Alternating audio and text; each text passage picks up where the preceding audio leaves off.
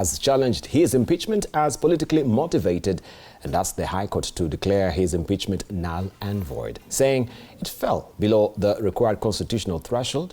Petitioners challenging Gachagua's impeachment in their submissions before the High Court accused President William Ruto of engineering the plot with the help of a captured parliament in what was a case of political fallout rather than constitutional accountability.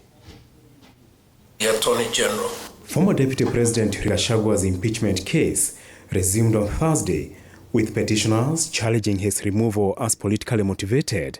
They argued that it failed to meet the constitutional threshold and that Gachagua, who was hospitalized, was never accorded a fair hearing. Appearing before a three-judge bench comprising Justices Eric Ogola, Freda Mugambi, and Anthony Murima, the petitioners, who are seeking 11 orders from the court, argued that Gachagua's impeachment was a calculated political scheme through a captured parliament and asked the court to declare it null and void.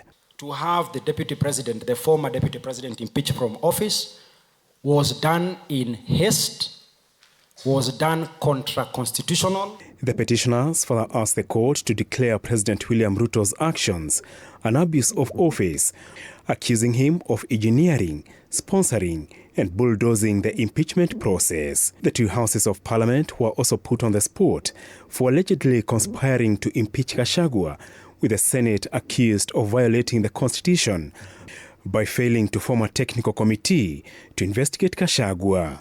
The petitioners further challenged the public participation exercise, describing it as shambolic. They argued that it was a rushed and defective process. Demonstrably, public participation purported to have been carried by the National Assembly is, for want of a better word, a shambolic affair. The petitioners, among other demands, want the nomination and appointment of Deputy President Kithure Kindiki declared null and void. The hearing, which was adjourned to next Wednesday, also saw the legal teams for the National Assembly, the Senate, and the Speaker oppose an affidavit by Dr. Dan Gikonyo of Karen Hospital, arguing that it amounts to introducing new evidence too late in the proceedings. The judges will rule on the admissibility of Dr. Gikonyo's affidavit next week. Apul Kamau, TV 47.